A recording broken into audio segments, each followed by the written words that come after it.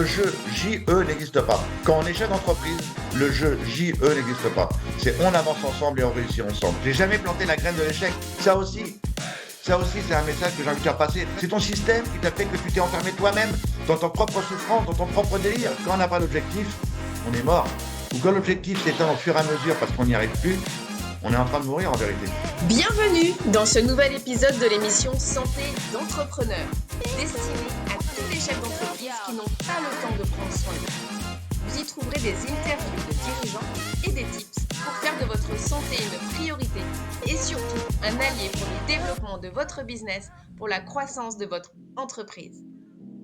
Avant d'accueillir un nouvel entrepreneur, aujourd'hui, je me présente. Je suis Bérénice, entrepreneuse et dirigeante de la société A2 Business Plus. Et j'accompagne les dirigeants à prendre soin de leur santé physique et mentale, tout en les aidant à développer leur business. Je m'adresse à vous, dirigeants de petites sociétés, entre 0 et 20 salariés, qui êtes seuls à gérer et à diriger. Pour vous, j'ai créé une méthode d'accompagnement terrain pour vous libérer de la charge mentale, alliant business et santé. Fort de mon vécu dans le monde de l'entreprise et du business, j'aspire au bien-être de ces entrepreneurs courageux qui ont osé créer ou reprendre leur entreprise, qui créent des emplois, qui portent de lourdes responsabilités sur leurs épaules chaque jour et pour qui on ne se soucie que trop peu de leur bien-être au travail. J'ai soif de partager avec vous des témoignages de dirigeants qui ont décidé de faire de leur santé une priorité et qui ont compris l'impact positif sur le développement de leur entreprise et par ricochet sur le bien-être de leurs collaborateurs. Je partagerai également des tips et des exercices pour améliorer votre santé au quotidien pour que vous soyez autonome pour prendre soin de vous. Parce que votre santé est le premier actif immatériel de votre entreprise. Faites en sorte que votre business soit au service de votre vitalité et de votre bien-être, et pas l'inverse. Eh bien, bienvenue et bonjour à tous. Un nouvel épisode sur mon podcast Santé d'entrepreneur. Et aujourd'hui, j'ai toute l'émotion qui me monte parce que je reçois quelqu'un que je considère comme incroyable. J'ai le plaisir de recevoir Philippe Croison. Que j'ai rencontré à une conférence sur Lyon et qui m'a bien évidemment émue. Merci de m'avoir fait pleurer, Philippe, mais aussi de m'avoir fait rire. Voilà. Donc, je vais tout de suite te laisser la parole pour que tu puisses te présenter. Et puis ensuite, on ira faire un petit jeu de questions-réponses sur le thème de la santé du dirigeant. Voilà. Ok. Merci déjà pour ton invitation, Bérénice. Euh, Me présenter. Alors, est-ce qu'on a 1 heure et demie, 2 heures pour me présenter? Euh, Non, je dirais aventurier, conférencier, auteur, acteur, chroniqueur, entrepreneur, tout ce qui se termine en heure, je prends. Non, aujourd'hui, voilà, j'ai eu un Nageur. accident le 5 mars. Ouais, j'ai eu un accident le 5 mars 94 avec une ligne électrique. 20 000 volts ont traversé mon corps. Et pour me sauver la vie, il a fallu m'amputer des 4 membres. Avant cet accident, je dirais, j'étais ouvrier métallurgiste. Euh, pour bien, pour bien comprendre pourquoi je suis devenu aujourd'hui chef d'entreprise et propriétaire de ma vie, c'est parce que depuis tout petit, je me suis toujours adapté. C'est-à-dire que ma grand-mère m'a élevé. Ma grand-mère était quelqu'un de très très fort, était d'origine bretonne, donc un caractère de granit. Et ma grand-mère m'a offert son énergie. Je suis sorti du milieu scolaire, j'étais en échec scolaire. Voilà, je ne savais ni lire, ni écrire, ni compter, pratiquement. Donc, après, je suis rentré dans une fonderie en tant qu'ouvrier métallurgiste. Donc, je travaillais la nuit, je dormais le matin et j'allais à l'école l'après-midi. Et j'ai fait ça pendant plusieurs années. Et au bout de quelques années, j'ai eu un diplôme pour montrer dans l'entreprise. Et là, j'ai démonté une antenne de télévision. Et là, 20 000 volts ont traversé mon corps. Et pour me sauver la vie, il a fallu m'amputer les 4 membres. Donc, il a fallu que je m'adapte une nouvelle fois. Donc, un long parcours de vie va commencer jusqu'au jour où je me lance dans mes aventures. Bah, pour essayer de comprendre, c'est-à-dire que j'ai attendu pendant des années dans mon canapé. J'ai regardé la télévision pratiquement pendant 7 ans après mon accident. Et à un moment donné, je me suis dit, Philippe, peut-être qu'il faut que tu arrêtes d'attendre que les gens viennent vers toi, c'est plutôt à toi d'aller vers eux. C'est plutôt à toi de te reprendre en main, si je peux me permettre, euh, T'aimes bien hein, et ce genre de choses, de, hein. ben exactement, puis de me mettre un coup de pied au cul. Voilà, c'est de se dire, allez, bouge mon gars, t'es propriétaire de ta vie, quoi, fonce. Donc voilà, et donc à partir où je me lance dans ma première aventure à traverser de la Manche à la nage, bah, vous êtes devant le personnage que je suis devenu aujourd'hui. J'ai été tout à l'heure aventurier, conférencier, auteur, j'ai écrit 5 bouquins, enfin voilà, j'ai changé totalement ma vie parce que je me suis mis dans l'idée de devenir entrepreneur de mon parcours de vie. Ok. Donc, tu es dirigeant d'une entreprise, de plusieurs entreprises. Comment ça s'organise autour de toi là? Je dirais au début, quand on part sur la traversée de la Manche à la nage, on va dire qu'on part sur une petite PME.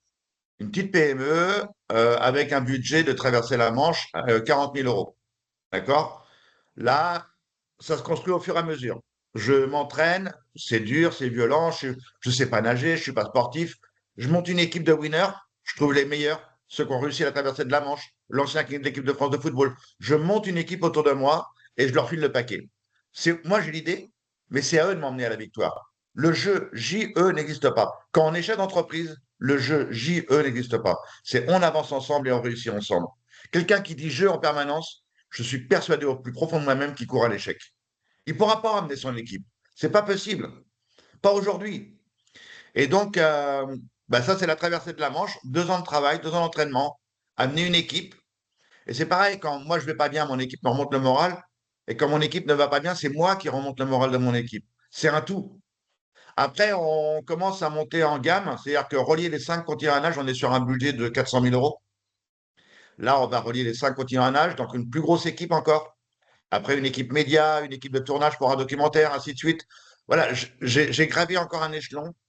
Et après, quand je mène l'aventure Dakar, là, on est sur un budget de 750 000 euros. Donc voilà, on est sur des budgets pharaoniques, grandioses. Et j'apprends.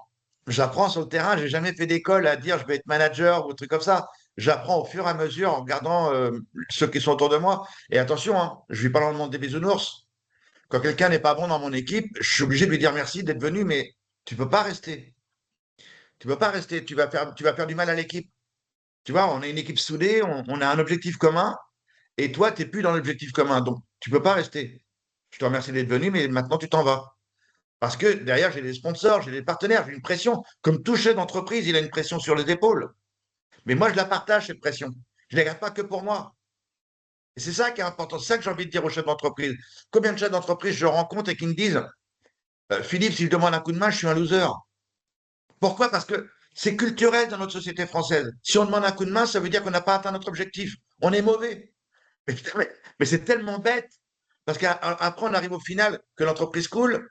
En général, le chef d'entreprise ou la chef d'entreprise va peut-être même des fois jusqu'à la bêtise, hein, vouloir mettre fin à ses jours et ainsi de suite, parce qu'elle n'a pas osé demander un coup de main. Et moi, vous l'avez bien compris, sans les coups de main, j'aurais jamais réussi mes aventures. Même si 99% des gens m'aimaient Philippe, c'est pas possible. Tu peux pas faire ça. Eh ben, il y a 1% qui y a cru, mon équipe et moi. Et on a montré à ces 99% de pessimistes que tout était possible. C'est quoi vos rêves, c'est quoi vos envies, c'est quoi vos objectifs.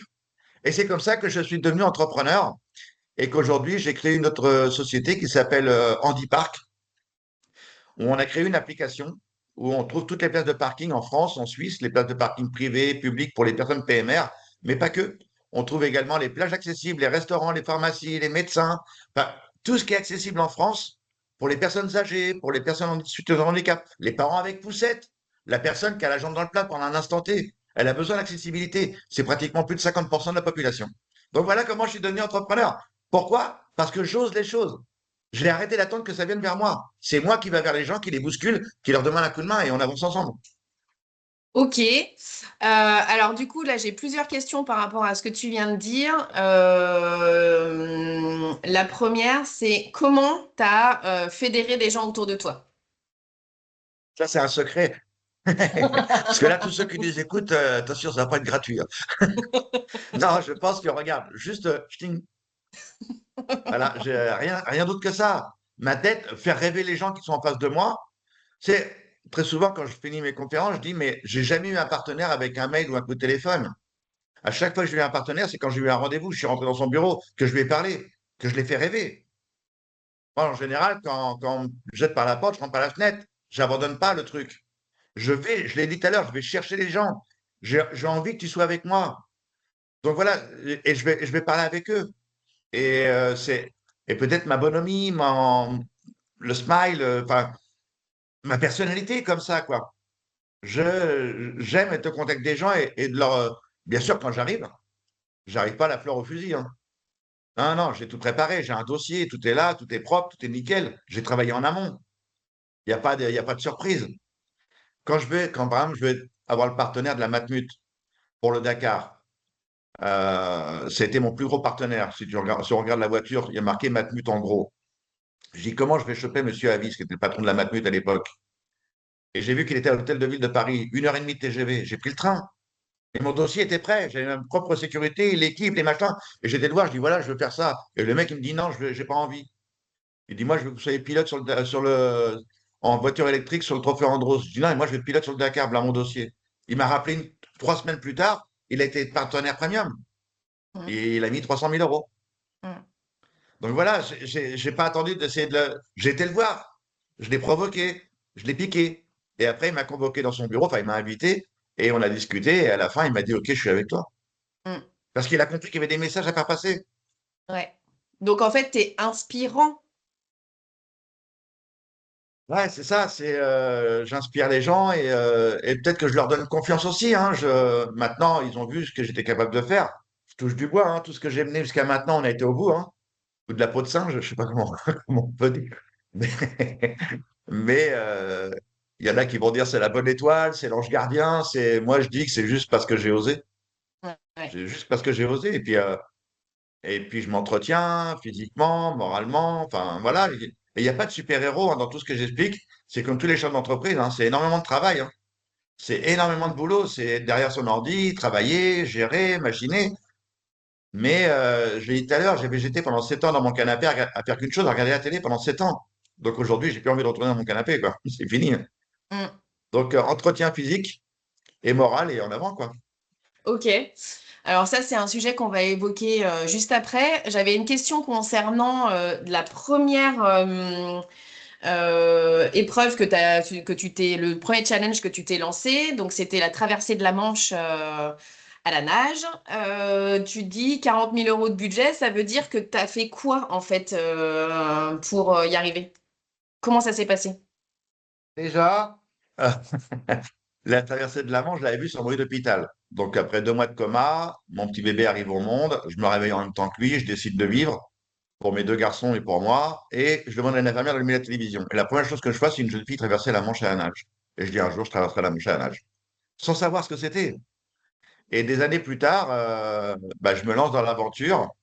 C'était sur un plateau de télé, la journaliste me dit, vous allez traverser la Manche comme si c'était une vérité. Et je dis oui. Et l'aventure est lancée. Et là, il faut que je commence à travailler. Et j'ai jamais fait sport de ma vie. Je sais pas nager sans bras et sans jambes. Je suis gras comme un lardon. Je fais 25 kilos de plus qu'aujourd'hui. Et je commence à me renseigner, à regarder, à voir des choses. Je commence à monter mon dossier. Enfin, chose que je n'ai jamais fait de ma vie, quoi. Et je commence à contacter des personnes, Arnaud Chasserie, Jacques Tuzet, 2 nageurs qui avaient réussi. J'ai besoin de leur information. C'est quoi l'entraînement? Et après, ben, je trouve l'ancien kiné de l'équipe de France de football 98. Il intègre l'équipe, le kiné, le préparateur physique, enfin voilà, le cardiologue. Je m'entoure d'une équipe et je leur file le paquet en vérité. Je dis, moi, j'ai un rêve, c'est vous les professionnels, transformez-moi. Et en 2 ans de temps, on fait 4 000 kilomètres de natation, 35 heures de natation par semaine, 6 heures de gainage par semaine. Pour vous dire que pendant 2 ans, c'était nager, manger, dormir. Nager, manger, dormir, rien d'autre. J'avais pas le droit de sortir, j'avais pas le droit de rien. Mon entraîneur, s'il y avait un mariage, j'avais le droit d'aller à la cérémonie, mais je pouvais pas aller à la fête. Mm. Il fallait que je rentre dormir parce que le lendemain, je devais nager. Mais Mais j'avais aussi cet objectif et surtout, j'avais compris que le taux de réussite chez les valides, depuis 1875, était seulement de 10%. Il y a seulement 10% des valides. Il y a entre 500 et 700 personnes par an qui viennent traverser la Manche pendant les 4 mois d'été et il n'y en a que 10% qui réussissent. Donc ça m'a mis une pression, mais phénoménale. Et dans ma tête, moi, je visualisais l'arrivée, quoi. J'étais sûr et certain que j'allais y arriver. Bon, il pouvait pas en être autrement. C'était injouable. Injouable. J'ai jamais planté la graine de l'échec. Ça aussi, c'est un message que j'ai envie de faire passer très souvent. quand je fais des conférences, cette question, elle vient, mais est-ce que vous avez préparé l'échec? Mais jamais de la vie. Jamais j'ai planté la petite graine. Parce que si je plante la graine, qu'est-ce qui va se passer? Elle va raciner. Il va y avoir des racines, elle va commencer à pousser. Et le jour où je suis pas bien, j'ai pas le moral. Attends, oui, attends, je me souviens.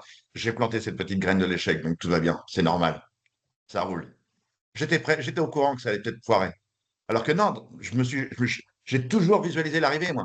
Tout le temps, tout le temps, tout le temps. Dans ma tête, c'était l'arrivée, l'arrivée. Les côtes françaises en permanence. J'ai jamais visualisé l'échec, jamais de ma vie. Jamais. Tu as été encadré sur la visualisation, parce que c'est des techniques qui sont utilisées notamment pour les sportifs de haut niveau, de visualiser la victoire, etc. Sûr. Ok. Bien sûr, pour la traversée de la Manche, j'ai travaillé la sophrologie. Je suis quelqu'un d'hyper émotif, hyper sensible. Donc, il fallait pas que je craque le jour J.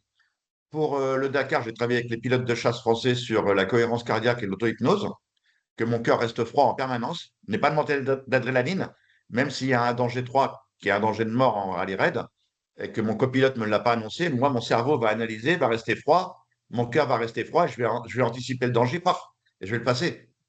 Comme tous les pilotes de chasse, ils disent qu'ils gagnent une demi-seconde sur le danger. Donc, eux, une demi-seconde à Mach 1, Mach 2, c'est une éternité. Et moi, à 160, 180 km/h, sur une piste en plein désert, c'est aussi une éternité. Donc, j'ai toujours préparé mon mental dans toutes mes aventures. Ouais. Ok. Comment tu as fait pour rentrer en contact avec ces gens? Tu avais du réseau, tu avais des connaissances qui t'ont Non, amené à ça? non, non, zéro réseau. Je suis très mauvais, moi, en réseautage. Même mon fils, Jérémy, qui est directeur commercial, il dit, Papa, t'es un relou parce que avec tous les gens que tu as rencontrés, il dit, comment ça se fait que tu n'as jamais créé ton réseau, ton truc? Je dis, mais je suis bien, je vis, je suis tranquille. Dès que j'ai besoin, bah, je vais voir quelqu'un, je dis, je vais le chercher lui, et s'il est professionnel dans son truc, et je vais travailler avec lui. Bien sûr que dans toutes mes aventures, tous ceux que j'ai contactés, il y en a plein qui ont dit non, mais il y en a qui ont dit oui. Et à partir de ce moment-là, l'aventure est lancée. J'ai plus envie de décevoir tous ces gens qui m'accordent leur confiance. Donc, non, au niveau réseautage, je suis pas très bon, mais, mais ça n'empêche pas. Ça n'empêche pas. Donc, non, non, non, à chaque fois, quand j'ai besoin, par exemple, quand je veux être pilote sur le Dakar, j'appelle plein d'ingénieurs automobiles. Il y en a plein qui m'ont dit non. Jusqu'à temps que j'en trouve un qui s'appelle Freddy Balade. Le gars, il était en Afrique du Sud. Il avait travaillé pour Ferrari en Formule 1. Il avait travaillé pour Volkswagen sur le Dakar. Et je l'appelle, je dis voilà, j'ai pas de bras et pas de jambes. Il faut construire une voiture autour de moi et je vais être pilote sur le Dakar. Et le gars, il me dit laisse-moi 3 semaines. Il me rappelle au bout de 3 semaines, il dit c'est bon, on va pouvoir fabriquer une voiture.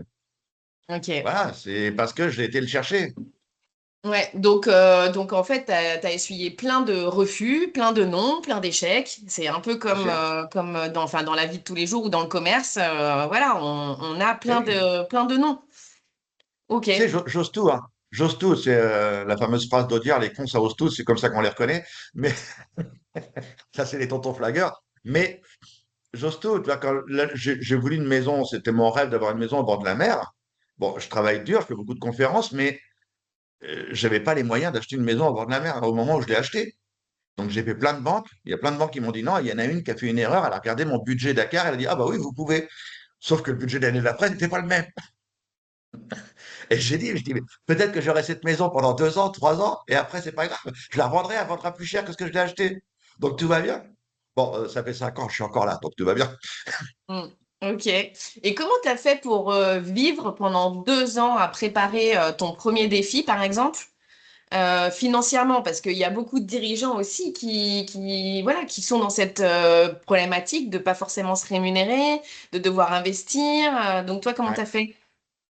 Bon, bah alors là, on va sortir Cosette et Thénardier, attention, hein.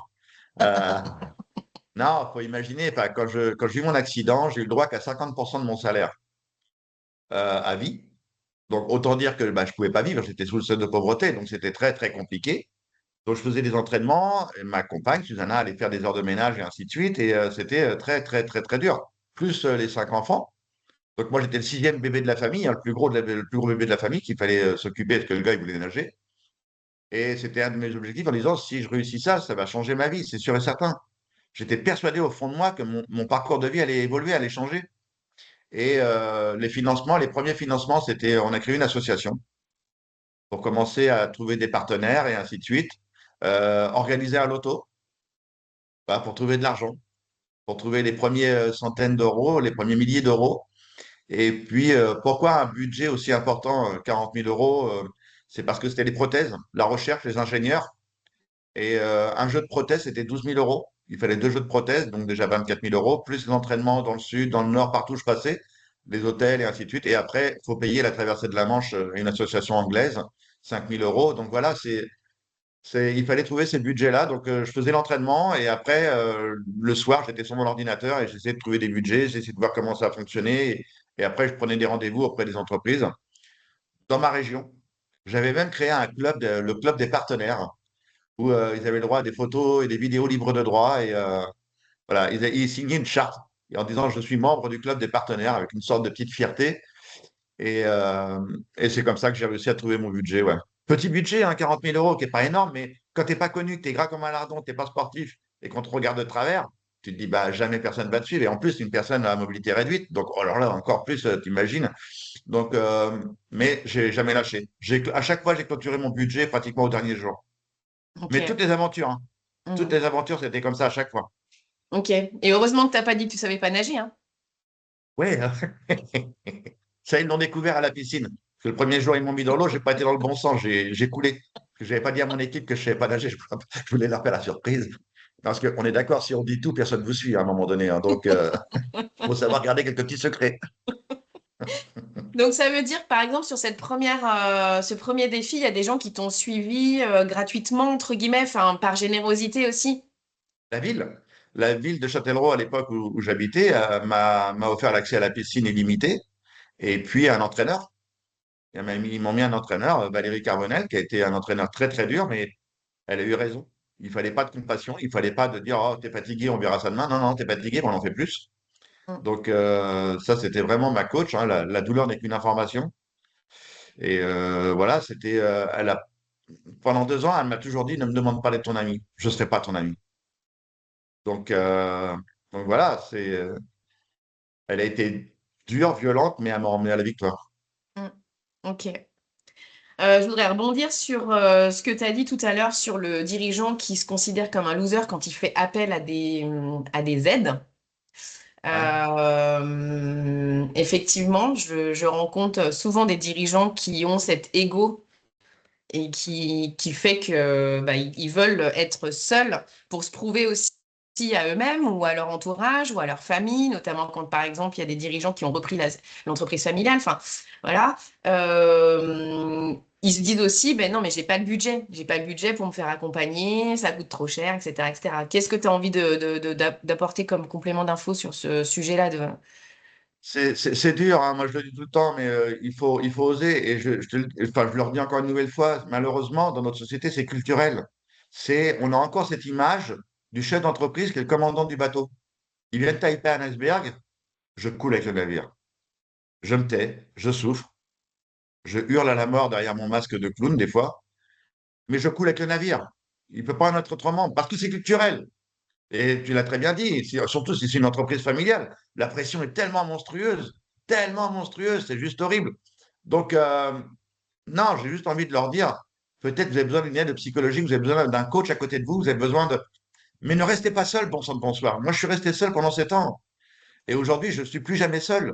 Je suis toujours accompagné. Je vais toujours demander un coup de main à droite, à gauche. Enfin, c'est tellement stupide qu'à la fin, en général, c'est ces gens-là qu'on va rencontrer qui vont dire merde, si j'avais su. Mais tu le savais. Tu le savais, c'est juste ton éducation. C'est ton système qui t'a fait que tu t'es enfermé toi-même dans ton propre souffrance, dans ton propre délire. Je dis bien dans ton propre délire. C'est pas une connerie que je suis en train de dire. Parce que c'est un délire de dire je suis le capitaine du bateau et je coule avec. C'est une connerie monumentale. Et des fois, parce que je fais beaucoup d'entreprises et je demande comment l'entreprise va. Est-ce qu'elle va bien ou est-ce qu'elle va pas bien? Pourquoi vous me faites venir? Et je dis si elle va pas bien, je vais adapter mon discours. Mais parlez, bon sang de bonsoir, parlez à vos collaborateurs. Ne restez pas sur votre coin.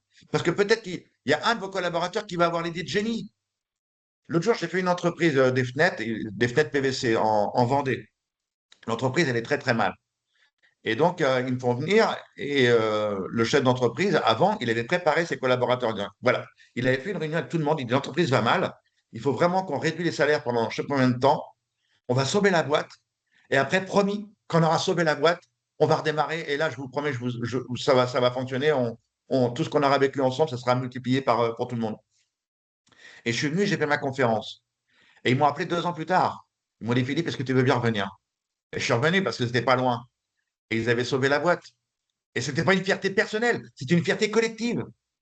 Ils ont embarqué tout le monde. Comme moi dans mes aventures, j'embarque tout le monde. C'est un projet collectif parce qu'il a osé parler. Et ça a marché. Oser parler des difficultés. Eh ouais, mais Mm, carrément, mais carrément. Et c'est mm, tellement libérateur. mm. OK, OK, il y a eu un problème. OK, il y a eu plantage. On a eu une idée. L'idée n'a pas été bonne. Et malheureusement, tout ce que je dis là, ça devrait marcher aussi en politique. Ce serait tellement génial que les politiques nous disent: Oh putain, on a merdé, les gars, pardon, excusez-nous. Mais on va redémarrer un nouveau truc, là, vous allez voir, ça va être chouette. Ça serait Mm, tellement bien, mais tellement bien. tout à Mais fait. non, vas-y, ouais, pardon. Non, non, c'est ouais, ouais, tout à fait. Même en politique, ça serait bien. Ça serait génial. Donc, c'est ça le message que j'ai envie de dire aux chefs d'entreprise. Moi, quand je mène une aventure, l'aventure, elle est collective. Et aujourd'hui, dans notre société, vous l'avez bien compris, après le Covid, notre société, elle a évolué. Mm. Elle a évolué et aujourd'hui, les jeunes qui rentrent dans le monde de l'emploi et ainsi de suite, ils veulent un projet. Ils veulent un projet. Ils veulent pas juste avoir un emploi. Ils veulent qu'il y ait un but final. Et s'il n'y a pas de but final, si c'est pas collectif, en général, il reste pas longtemps, hein. Ouais, tout à fait. Alors, je voudrais revenir sur ce que tu as dit tout à l'heure par rapport à ton hygiène de vie. Qu'est-ce que tu peux nous expliquer sur l'hygiène de vie? Alors, c'est un petit peu de sport maintenant, moins, beaucoup moins, beaucoup, beaucoup, beaucoup moins. Mais toujours faire tourner la pompe, hein, faire un peu de gainage et ainsi de suite, parce que c'est hyper important. Surtout moi qui suis sur scène, je suis debout avec mes prothèses, hein, donc il faut que le dos et les abdos soient bien costauds, parce que sinon, en général, quand je suis relâche avec les petits fours et compagnie, quand je monte sur scène et que j'ai mal au dos après une séance, après une conférence, ça veut dire que là, il faut que je retourne vite au gainage parce que c'est pas bon. Ok, Donc, ok, c'est c'est hygiène de vie sportive, un petit peu, hein. Donc, même 30 minutes le matin, c'est très, très bien. Donc, je fais tourner la pompe. Et puis après, bah, c'est de la natation un petit peu en mer, hein, vu que j'habite à La Rochelle. Donc, maintenant, plus l'été, le printemps, un peu l'automne, mais l'hiver, moins maintenant. J'ai plus trop envie d'y aller l'hiver. Euh, ça y est, je suis devenu pantouflard. Euh, Et puis après, voilà, c'est tout, hein. Enfin, et puis faire attention à la nourriture. Tu vois, je prends pas trop de sucre. Je mange que un plat. Puisque j'ai ralenti énormément le sport, bah, je ne mange plus qu'un seul plat. Il n'y a pas d'entrée, il n'y a pas de dessert, c'est juste un plat. C'est un plat qui ok, va me faire plaisir. C'est un plat gourmand, mais il n'y aura pas autre chose. ok. Donc ça veut dire que pour que tu sois en forme quand tu exerces ton métier, eh ben, Ouais. tu dois avoir une condition physique qui te permet de tenir. C'est ça que tu es en train de Et dire. puis surtout, et puis il faut l'oxygéner, lui, là-haut, là. Si on Hmm, ne l'oxygène pas, hein, qu'il devient gris, hein. Je dis bien qu'il devient gris parce que il y a tellement de chefs d'entreprise qui ont la tête dans le guidon et ils pédalent, ils sont fous furieux. Ils lèvent même pas la tête. Et paf, ils se prennent un mur ou un arbre ou un poteau. Ils disent: Oh putain, qu'est-ce qui vient de se passer? Ils tapent dans un burn-out, hein, et ils disent: Mais qu'est-ce qui vient de se passer? Ben, tu t'es pas oxygéné, gars. T'as pas oxygéné ton cerveau, t'as pas réfléchi 2 secondes, tu t'es pas arrêté, t'as pas fait de sport pendant 30 minutes ou peut-être 1 heure allez, tous les 2 jours ou tous les 3 jours, mais t'as fait autre chose. hmm, T'as fait autre chose, t'as arrêté de réfléchir à ce que tu es en train de faire dans ton boulot et machin. Donc ça, c'est hyper important. Moi, j'aime bien me poser. C'est-à-dire, quand j'ai toute une journée de travail derrière l'ordinateur, ce qui arrive, hein, préparer mes contrats, moi je fais tout, hein. Je prépare mes billets de train, mes avions, mes hôtels, je m'occupe de tout. Je suis 100% autonome là-dessus. Comme ça, s'il y en a un à engueuler, c'est moi. Et de temps en temps, je sens que mon cerveau, il est plus étanche. Donc j'arrête l'ordinateur et je vais dehors et je me fous pendant une demi-heure et je compte. Je me pose, je réfléchis, je ralentis mon cerveau et je réfléchis quand même à ce que je dois faire après ou des trucs comme ça, mais avec un rythme beaucoup plus bas. hmm. Et là, je regarde et après, bah, je repars, mais je m'accorde un moment de pause. Je vais prendre un café, voilà, je vais faire autre chose, mais ceux qui ont la tête dans le guidon bah, d'ailleurs, on le voit bien, c'est des méthodes très souvent asiatiques, hein, d'arrêter la pause, de faire la petite sieste, et le cerveau est 1000 fois plus puissant après derrière que moi, ma petite sieste, c'est 10 minutes, moi. Mais après, je l'ai appris avec la cohérence cardiaque et l'auto-hypnose. C'est-à-dire, quand j'étais sur pilote sur le Dakar, dès que j'avais un problème, je me mettais en auto-hypnose et je me reposais pendant 2 minutes, 3 minutes, 4 minutes, mais ça valait pratiquement 2 heures ou 3 heures Hmm. parce que je partais dans mon lieu source et je partais vraiment, j'étais plus là, quoi. Mon corps était là, mon enveloppe corporelle était là, j'entendais ce qui se passait autour, mais mon cerveau était parti ailleurs. Et là, je me reposais. Ok. Et dès que mon copilote me disait, ça y est, c'est fini, on repart, boum, j'ouvrais les yeux et j'étais concentré encore pendant des heures et des heures. Hmm. Ok. Et concernant l'alimentation, tu disais, bon, bah, tu as revu un petit peu ton hygiène alimentaire par rapport au fait d'avoir réduit le sport, mais c'est quoi tes principes alimentaires? Oh non, moi, alors, j'aime bien me faire plaisir. Donc, j'ai ralenti les quantités. Parce qu'après, quand j'ai arrêté le sport, c'était après le détroit de Bering. Enfin, c'était la grosse catastrophe après Bering. Quand j'ai traversé le détroit de Bering dans une eau à 0 degré. Il faut imaginer qu'en est sportif de haut niveau, on mange des quantités phénoménales. Mais vraiment des grosses quantités. Hein. Je mangeais, mais enfin, imaginez 35 heures de natation par semaine, 6 heures de gainage. Il faut manger. Hein. Il faut en emmener Ok. les calories. Hein. Et après Bering, ben, j'ai continué à manger. Mais j'ai arrêté le sport. Et ça va à une vitesse. Autant on fond très très vite au niveau des muscles, mais alors le gras, qu'est-ce qui va vite? Et là, pouf, j'ai gonflé comme une baleine à une vitesse de dingue. Et là, j'ai dit, oh là là, il faut que j'arrête vite ces conneries-là, là. Et donc, c'est pour ça qu'aujourd'hui, je suis quand même, je fais attention. J'ai des légumes, des trucs comme ça, mais au moins 2, 3 fois par semaine, j'ai mon plat gourmand, avec ma petite sauce, mes machins. Je me fais plaisir, parce que sinon le cerveau, il va dépérir. Donc, il faut que j'ai ce moment de plaisir. Et moi, je trouve que dans la vie, ces moments de partage intenses, bah, c'est ça, c'est aussi autour d'une bonne table, un truc, et puis de manger un bon plat, quoi. Donc voilà, c'est ça mon hygiène de vie. Ok. Et tu te fais accompagner ou tu as eu suffisamment d'informations dans tous Non, tes j'ai eu coachings? assez d'infos. J'ai eu assez d'infos, mais après, un chef d'entreprise aujourd'hui, je pense que il peut largement se faire accompagner. Je l'ai dit tout à l'heure, les chefs d'entreprise aujourd'hui, ils ont la tête dans le guidon, la conjoncture est mauvaise, on ne sait pas dans quelle direction on va. Mais vraiment, hein, on voit qu'on est dans un monde qui est complètement largué. Hein. Tout le monde est à la ramasse, les objectifs sont pas lointains, les objectifs sont à court terme, et c'est peut-être là où c'est important, quand je dis oser demander un coup de main, c'est d'avoir peut-être quelqu'un qui nous accompagne pour revoir les objectifs, peut-être revoir le lointain, et revoir surtout sa propre personne. Comment j'entretiens mon mental, comment j'entretiens mon corps pour être performant et que mon entreprise fonctionne bien. Donc ça, c'est... bah, enfin, j'espère que je l'ai expliqué depuis que je suis là tout à l'heure. J'ai toujours eu une équipe autour de moi et c'est l'équipe qui m'a emmené. Donc, que ce Mm. soit le préparateur physique, la nutritionniste, le préparateur mental, ce qui vaut pour un athlète de haut niveau vaut pour un chef d'entreprise. Hein. C'est la même chose. C'est la même chose. C'est le même taux de fatigue. Le taux de fatigue mentale, le taux de fatigue physique, parce qu'on a la tête dans le guidon et on ne fait pas attention à son entretien physique. Donc, tout ça, on a besoin. On a besoin de quelqu'un à côté de soi pour nous guider. Et c'est pas un déshonneur, encore une fois. Hein. C'est Ouais. pas un déshonneur. C'est nous accompagner pour aller à la victoire. C'est juste ça, quoi. Euh, Tu parlais du mental. Comment tu l'as travaillé? Comment tu le travailles? Alors, tout à l'heure, quand je dis il n'y a pas de super-héros, moi, je pense que je suis né optimiste. Ça, c'est Hmm. vraiment mon trait de caractère. Je suis né optimiste. J'adore partager, j'adore être avec les gens. Voilà, c'est vraiment mon côté. Et après, le mental, je pense qu'il vient de ma grand-mère, hein, qui a connu la guerre. Elle a travaillé à la Manu à Châtellerault, manufacture d'armes, et c'était les Allemands qui tenaient ça à l'époque. Hein, et donc, elle avait été arrêtée, ainsi de suite. Son frère était dans la résistance. Voilà, elle me racontait ces histoires. Et ces histoires m'ont porté, moi, tout petit. Et m'ont emmené vers ce dépassement de soi. Et après, j'ai connu, je ne vais pas dire la chance, mais je suis pas loin de le dire, mais le centre de rééducation, où j'ai vécu pratiquement pendant 2 ans, où j'ai connu le dépassement de soi, aller au-delà de ce qu'on croit être capable de faire, surtout quand on n'a plus de bras et plus de jambes. Se brosser les dents seul, manger seul, aller faire pipi tout seul. Voilà, toutes ces choses-là, pour nous, c'est insignifiant au quotidien. On s'en rend plus compte.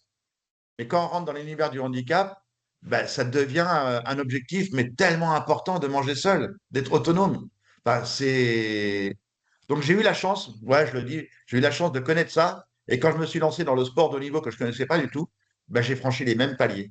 Exactement les mêmes paliers.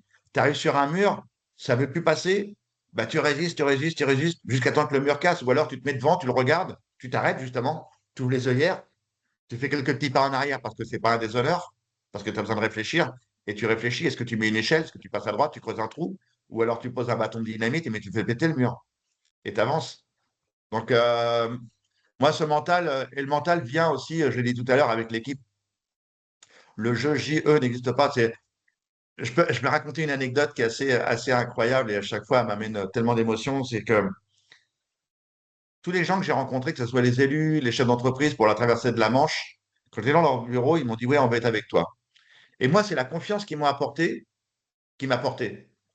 Tu vois, qui m'a soulevé. Et quand j'étais dans le dur, je dis, non, mais il y a des gens qui sont autour de toi, Philippe, tu ne peux pas les décevoir. Arrête tes conneries. Et toi, tu ne peux pas les décevoir, c'est ton rêve. Ils sont avec toi. Et après, la traversée de la Manche, quand on a réussi l'objectif, la ville de Châtellerault a fait une énorme fête. Et là, il y avait tous les partenaires, les élus, les chefs d'entreprise qui étaient là. Et quand ils ont tous pris le micro, ils étaient là, ouais, génial, on a toujours cru en Philippe et tout. Enfin, ils ont tous sorti les violons à fond les gamelles. Et après, chacun à leur tour, avec la coupe de champagne, ils sont venus me voir et me disent, honnêtement, on n'y croyait pas à ton truc. Mais tu nous as tellement convaincus qu'on avait envie d'être avec toi. Et c'était les gendarmes en Charente-Maritime. Ils nous ont dit, ouais, franchement, quand on t'a vu à l'entraînement et tout, on a dit, mais ce mec-là, il va te prendre dans le mur, quoi. Et on pensait pas que tu allais le faire. Et là, tu nous as vraiment trouvé le cul, quoi. Excuse-moi de parler comme ça, mais. Et là, pour moi, c'était une déception, mais de dingue. C'était une déception folle parce que c'était, c'était leur énergie qui m'avait porté, leur confiance. Et après, eux, à la fin, ils me disent, ouais, mais enfin, en vérité, on n'y croyait pas trop quand même ton truc. Tu vois Ouais, ouais, le schéma dans mon cerveau, ce qui s'est passé en une fraction de seconde. Pah, c'est eux qui m'ont porté, mais en vérité, ils n'y croyaient pas trop, quoi. ouais. Donc c'est aussi parce Mais, que ce que tu as fait et ce que tu as dégagé. ouais, exactement, exactement, exactement. Ok. Ok. Bon, bah écoute, tu as passé plein de messages pour tous ces dirigeants qui portent à bout de bras leur société, comme tu dis, qui ont la tête dans le guidon Ouais. et qui n'ont pas forcément conscience de l'importance de leur santé dans le développement de leur boîte. Donc, merci pour tout ce que tu as pu délivrer durant cette interview. Parce que généralement, je finis par quels seraient les tips que tu peux donner ou des conseils. Au final, Voilà. tu en as donné plein. On Donc, recommence pour une heure. t'en as donné plein. Donc, voilà. Après, si tu devais peut-être en donner un, mais bon, j'ai ma réponse, le Ouais, collectif. ouais, Le ouais, ouais, c'est collectif. osé. Non, Ouais, non, mais c'est oser. tout le chef d'entreprise a déjà osé. Ouais, Déjà, rien que pour créer l'entreprise, je tout pense à fait. que ce soit sportif de haut niveau, aventurier ou chef d'entreprise, on a forcément un petit vélo qui tourne à l'envers et qui se dit, moi, je peux, je vais le faire. Très souvent, on ne croit pas autour de moi que ça peut être possible, mais moi, j'y crois. Et à un moment donné, ils ont tellement la tête dans le guidon qu'ils ont oublié ce petit vélo qui tourne à l'envers. Et ils le mettent en marche avant et ils foncent avec ce petit vélo. Jusqu'à temps qu'ils se prennent un mur, parce qu'ils ont oublié qu'ils ont cette capacité extraordinaire d'oser, d'oser demander un coup de main. Et là, ça devient catastrophique. Donc, encore une fois, je leur dis, ouais, oser. Ça vaut tellement le coup une fois qu'on a osé demander un coup de main, c'est tellement chouette que c'est libérateur. Ouais. C'est libérateur. Donc, allez-y, osez. Alors, il y a osé, mais il y a aussi quelque chose que j'ai noté dont on n'a pas forcément parlé et je voudrais quand même apporter, enfin, que tu m'apportes une précision là-dessus, c'est l'objectif, l'importance de où on veut aller. Bah ouais. Ouais, ouais, non, non, mais ça, c'est hyper important. Enfin, moi, depuis que j'ai eu mon accident, je pense que je l'ai un petit peu dit tout à l'heure. Non, je ne l'ai pas dit parce que mon premier objectif, après mon accident, c'était de marcher pour les 50 ans de mariage de mes grands-parents. C'était d'être debout. Et c'était mon premier objectif. Et j'ai réussi cet objectif. Pour les 50 ans de mariage, je leur ai fait une surprise. J'ai fait les 300 km en ambulance avec deux prothèses. Et le prothésiste, il m'a mis debout et je suis rentré dans la salle des fêtes debout. Et ma grand-mère pleurait à chaudes larmes et j'avais réussi mon premier objectif. Et à partir de ce moment-là, dans ma vie, bah, je vais fonctionner par objectif à atteindre. Un objectif plus ou moins loin, un objectif plus ou moins dur, mais un objectif pour continuer à vivre. Et ça, c'est ça le plus important. Donc, quand on n'a pas d'objectif, on est mort. Ou quand l'objectif s'éteint au fur et à mesure parce qu'on n'y arrive plus, on est en train de mourir en vérité. Et c'est là que c'est important d'avoir de l'aide autour de soi et de dire, OK, il faut que je redémarre mon objectif. Je suis plus en capacité d'y arriver tout seul, mais c'est pas grave. Je vais quand même y arriver. Vous l'avez bien compris que tout seul, je suis rien. Moi, je ne peux rien foutre, hein. À la vérité, j'ai pas de bras, pas de jambes. Donc, sans l'équipe, j'existe pas, quoi. Donc, pour moi, c'est toujours on avance ensemble et on réussit ensemble. Donc, je peux pas dire mieux que ça, franchement. Oui. Alors par contre, Ouais, est-ce que tu viens de dire un truc, c'est je suis rien sans les autres parce que j'ai pas de bras, pas de jambes, mais ça veut dire que ceux qui ont des bras et des jambes, ils sont plus que. non, non, t'as Ah raison, ouais, t'as voilà. raison, t'as raison, Ouais. t'as raison. Non, non, t'as raison. Oh là-bas, je viens de. Oh, tiens. Bravo, tu m'as bien eu. Non, non, non, tu as entièrement raison. Tu as entièrement raison. Non, mais tu Là, ouais, sais, effectivement. Non, non, mais tu vois, là, j'ai remis mon handicap en avant, alors chose que je fais pratiquement jamais. Mais je voulais une valeur, et en vérité, cette valeur, elle a pas été top, top. Non, non, non, on a tous besoin d'un coup de main à un moment donné dans son parcours de vie. Donc, il n'y a pas quand... de, il y a pas de bras, pas de jambes ou quoi que ce soit. Ouais. Ouais, parce Pardon. que même tout à l'heure, tu vois, je me faisais une remarque. Alors, je ne l'ai pas dite, mais en fait, elle me brûle tellement la langue, j'ai envie de le dire. Tu vois, tous ces gens qui t'ont suivi, etc., c'est parce que tu as un truc qu'on n'a pas, enfin, ou t'as pas un truc qu'on a, justement. Ouais. Tu Ah vois? oui. Bah, moi, je suis bourré, enfin, comme je dis, depuis que j'ai pris trois décharges de 20 000 volts, je suis devenu distributeur d'énergie positive. Donc, c'est plutôt cool. Mais, mais j'ai cette énergie en moi et cette énergie, je pense que j'arrive à la distribuer aux autres. Et c'est peut-être pour ça que les gens me suivent. Parce qu'ils la sentent. Ils sentent cette énergie. Si on arrive à un rendez-vous chez un banquier et puis que notre cerveau, il est gris, on n'a pas fait 30 minutes de sport avant, on n'est pas oxygéné, la personne qui est en face, elle va le voir. Elle va le ressentir. Elle va Mm. ressentir que la personne en face d'elle, elle est grise. Tu vois? Il n'y a Ok. pas de couleur. Mm. La couleur a disparu. Et ça, pour moi, ouais, c'est primordial. Quand j'ai un rendez-vous, je vais tout mettre en action pour être chargé de couleurs, chargé de ch'ting, tout va bien, je me sens bien, je vais te rencontrer, on va discuter. Voilà, c'est à la fois être sérieux et il y a toujours la petite blague qui va bien pour détendre l'atmosphère et ainsi de suite. Mais ça, c'est mon personnage, je suis comme ça, quoi. Je pense que je suis né comme ça. Mm. Donc, mais on peut le devenir. On peut le devenir. Donc, Il faut le travailler. c'est l'énergie, en fait. C'est l'énergie, la conviction, Ouais, voilà, d'atteindre un but et de se donner tous les moyens pour y arriver, qu'on soit bien sûr. personne à mobilité réduite ou pas, finalement, parce que Mais c'est non, plus le je le sujet, disais en tout à fait. l'heure, j'ai plus jamais de toute ma vie, j'ai plus jamais envie de dire merde si j'avais su. Maintenant, j'ai tous les Hmm. tenants et les aboutissants autour de moi. Je sais comment ça fonctionne. Donc, je ne dirai plus jamais merde si j'avais su. Parce que c'est tellement bête de dire cette phrase. C'est, quand j'étais au magazine de la santé, j'ai eu une chronique pendant 6 ans sur France 5, au magazine de la santé, une chronique sur le handicap optimiste et positif. Qu'est-ce qui fonctionne? Montrer aux gens ce qui fonctionne. Arrêtez de gueuler. Arrêtez de gueuler, ça sert à rien. Les gens n'ont plus rien à foutre. Il y a trop de gens qui gueulent autour de nous parce que ça va pas. Mais si on montre un truc qui fonctionne, bah, ça peut encourager les gens à venir. Et on avait mené une enquête. C'est dur, hein, c'est violent ce que je vais dire, mais on avait été voir les gens en fin de vie dans les EHPAD. Et on leur a posé la question, c'est quoi votre plus gros regret? Et à plus de 85%, les gens ont répondu, j'ai pas réalisé mon rêve. Hmm. La violence de la réponse. Même moi, quand j'étais enfin, à l'émission, j'avais la larme qui coulait tellement la réponse était violente, le résultat était tellement violent. Et c'est ces gens-là qui disent merde si j'avais su. C'est notre société. Hmm. On est élevé comme ça, enfin, que ce soit à l'école ou n'importe comment. Putain, on nous encourage pas, quoi. On nous dit fais attention. Depuis tout petit, on nous dit fais attention. Et on arrive à l'âge adulte, on fait attention, mais on sait même plus pourquoi on fait attention. On nous a filé des codes du fais attention, du code ne t'investis pas trop, fais gaffe. Enfin, pourquoi tu veux aller là-dedans? Enfin, regarde, t'as ce boulot-là, il est bien, non? Hmm. C'est juste violent, quoi.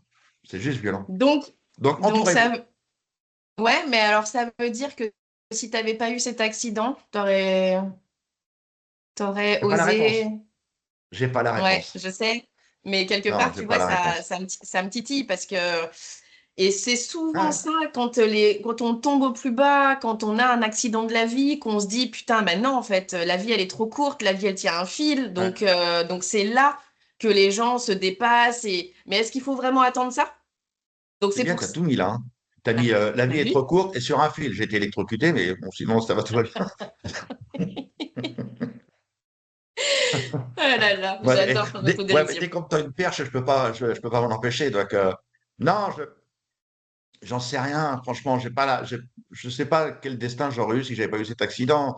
Est-ce que mon énergie aurait été la même? Je l'ai dit tout à l'heure, je me suis toujours adapté. Depuis tout petit, ma vie a été de m'adapter en permanence. Donc, j'ai cette force-là de connaître la façon de s'adapter. Donc, et je pense qu'aujourd'hui, dans la société où on vit, c'est plus une société pépère, il faut s'adapter en permanence. C'est pour ça que les chefs d'entreprise ont une pression monumentale. C'est parce que tout ce qu'ils ont fait la veille, le lendemain, c'est peut-être plus efficace. Donc, il faut s'adapter en permanence, au jour le jour pratiquement, même aujourd'hui.